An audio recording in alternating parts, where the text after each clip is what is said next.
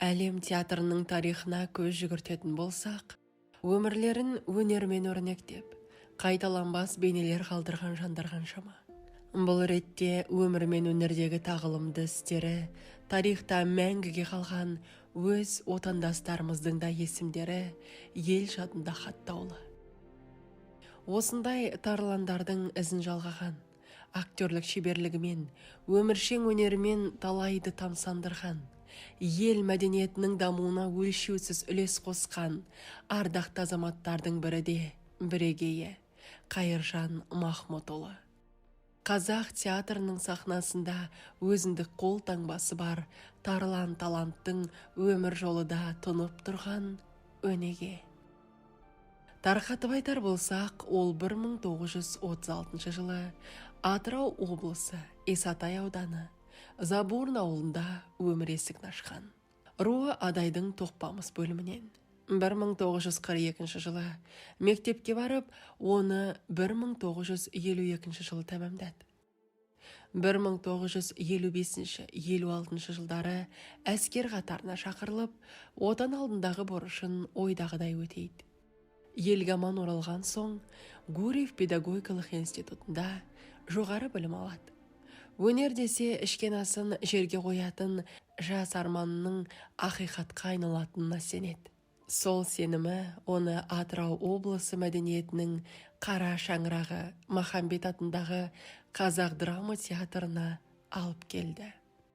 Осы киелі өнер ордасында еңбек жолын актерлікпен бастаған Қайыржан Махмұтұлы алғашқы 15 жылда Мұхтар Әуезовтің, Сәбит Мұхановтың, Бейімбет Майлиннің, Шыңғыс Айтматовтың, Қалтай Мұхамеджановтың, басқа да танымал драматургтердің драмалық қойылымдарында 60-тан астам бейнені сомдап, дарынымен дараланады.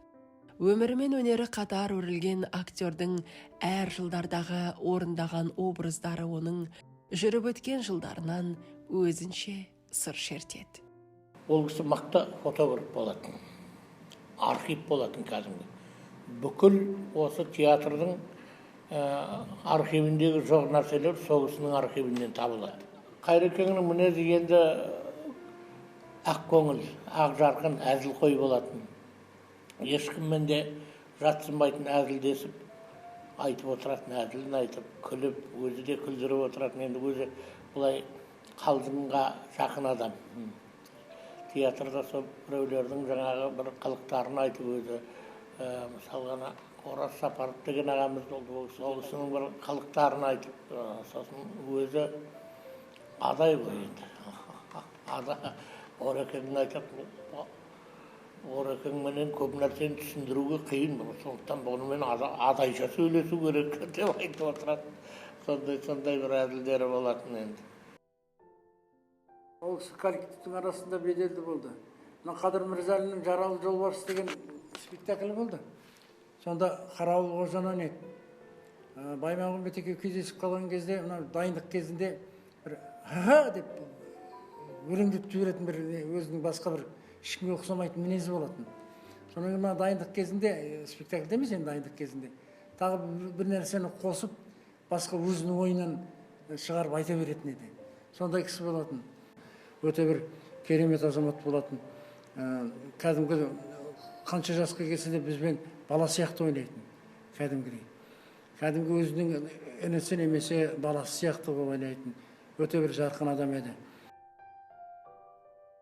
Жас актердің тез арада өркендеп, үлкен белесті бағындыруына Қуат Төлеков, Алма Ахметова, Жұпар Манапова, Зарипа Сүлейменова, Ысқақ Иманқұлов сынды өнерпаздардың азаматтық жауапкершілігінің өлшеусіз зор қызмет атқаруынан еді. Осындай шашасына шаң жұқтырмайтын дүлдүл топтың ортасына келіп түскен Қайыржан Махмұтұлы өзінің еңбекқорлығының арқасында театр ұжымына тез сіңіп кетті. Алдыңғы буын өнер шеберлерінің аялы алақанын сезіне отырып, олардың үлкен мектебінен тәлім алды. Әрбір рөлін асқан сүйіспеншілікпен орындайтын арқалы актерлермен серіктес бола жүріп, сахна өнерінің қыр-сырына бойлай түсті. Олармен бірге көптеген шығармашылық асуларды асып, театр тарихын жасаушылардың алдыңғы сапында болды. Өзімен қатар келген әріптестерімен театр әлемінің құпия сырын бір кездеді. Жалпы сахнаға шығысымен даралығымен ерекшеленетіндер некен саяқ.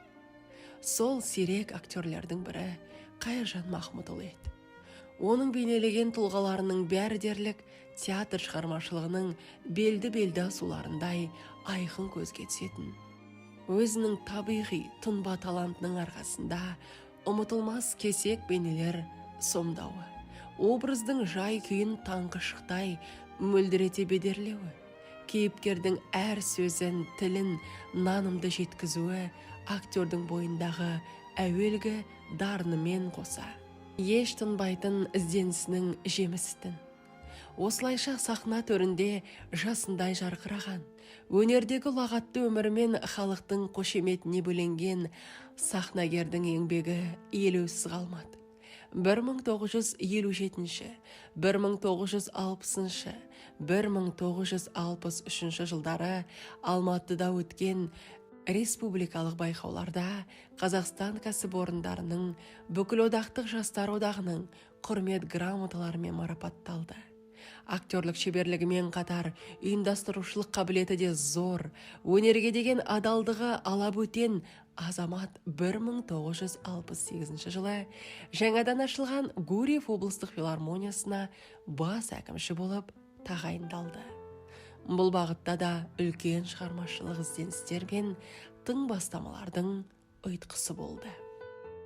Эстрада әртісі ретінде де өзін жаңа қырынан көрсете білген талант иесі, әсіресе сатира мен юморлық шығармаларды нақышына келтіре орындайтын.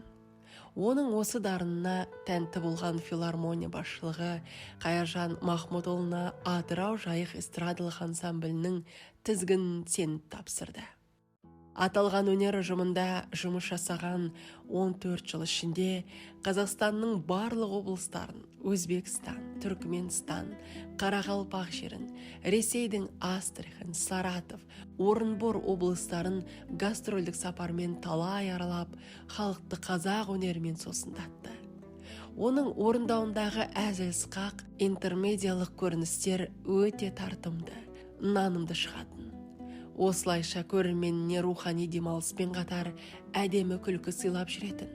Тіпті арнайы шақыртумен Ташкент пен Ашхабадқа, Красноводск, Ташауыз, Нүкіс, Хожеліге барып, ондағы қандастардың ыстығы ықыласына бөленді.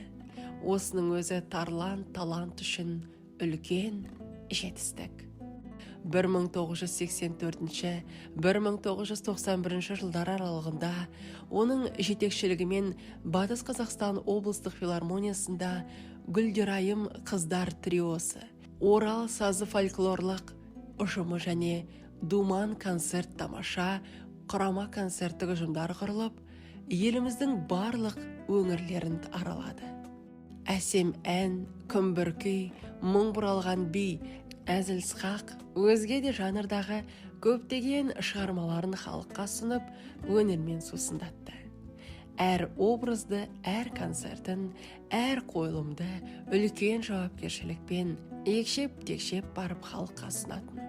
Талапшыл, ізденуден еш жалықпайтын дарын иесінің өнер майданындағы қызметі айбынды еңбек үшін медалімен, мәдени қамтудың үздігі төс белгісімен, Қазақстан Республикасының мәдениет қайраткері атағымен бағаланды.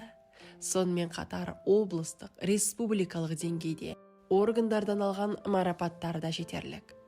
Бұл актердің есепсіз төгілген маңдай тері мен өнерге деген шексіз іңкәрлігінің жемісі еді. Қайыржан Махмұтұлы 1994 жылы Киелі өнер ордасы театрға қайта оралады. Осында директордың орынбасары болып, кейін актерлік қызметке ауысты. Өмірінің соңына дейін сүйікті ісін жалғастырды. Ол өмір бойы жиған қорын, ізін басып келе жатқан кейінгі буынға үйретуден еш жалықпады. Театр тарихында кейінгі ұрпаққа жеткізіп, газет журналдарда насихаттап отыруды парыз санайтын. жан дархандығы, талант молдығы, мінезінің кеңдігі дарынды азаматтың даралығын, өнерінің өзгеден еректігін байқата түседі.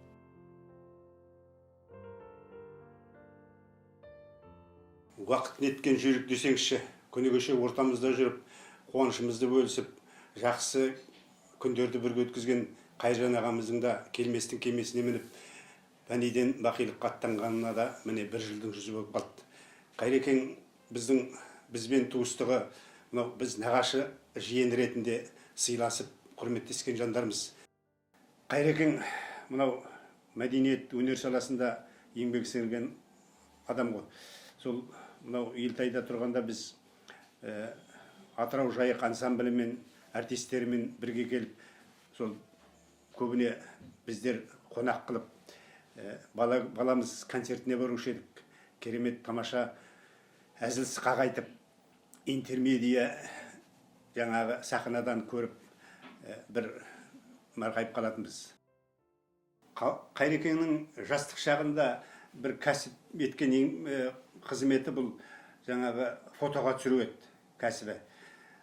Біз Кулагенеде тұрғанда, сол жаңағы біздің ауылға келіп, біздің балалық шағымыздан көріністерді түсіріп, кейін ер жігіт болғаннан кейін, жаңағы семьялы болғаннан кейін, сол кішкентай күніміздегі фотоларды түсіріп, талай бізді ұялтқаны бар еді.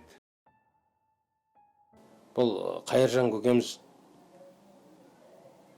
өте балажан адам, өзінің мінез құлқы да бала сияқты. Ылғи театрға келіп, әрқайсымызбен амандасып, қалжыңдасып сөйтіп кетуші еді марқұм. Менің бір қатты есімде қалатыны, Оралдан ауысып, осы Атырау театрына келген кезде, марқұм Шапай деген режиссер екеуі мені қарсылап алып, балаша мәз болып, қуанып, орталарын алып, суретке түсіп едік. Сол фото әлі мен столымның үстінде тұр.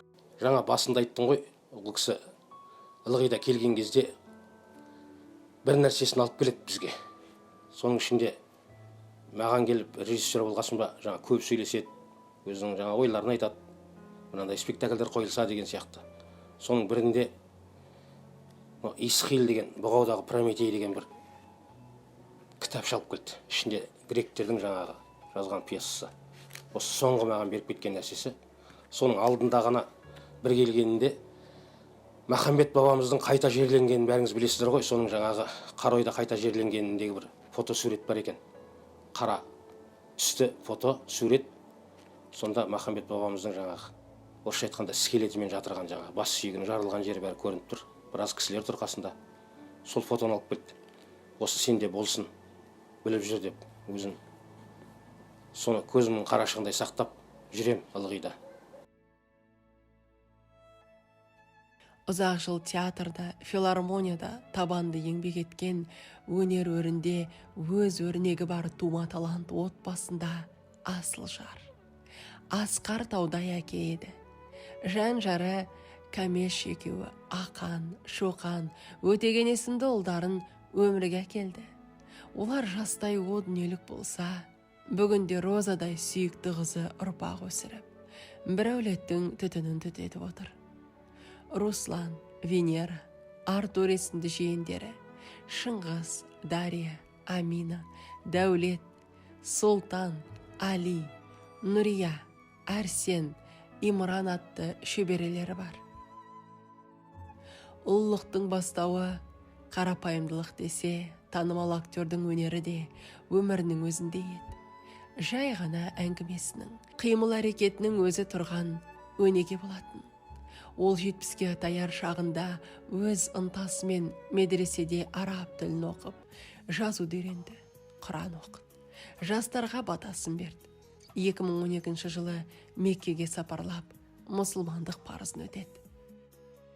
Қазақ сахнасының шоқтығын көтерген озық шебер, жарқыраған таланттың әр еңбегі, сомдаған образдары, мәдениетімізге қосқан өлшеусіз өміршең дүниелер. Осындай тау тұлғалы, абыз ақсақал әлі де ортамызда болса жанымызға сая, рухқа медет ет. Әттең, ұлы уақыттың өз жоспары бар. Өңір мәдениетіне өзіндік қолтаңбасын қалдырған жаны жайсаң азамат 80-нің сеңгірінен асқан шағында дүниеден озды. Өз өмірден өтсе де, өнеріне сай адамгершілігімен көз көргендердің елдің жадында мәңгі қалмақ.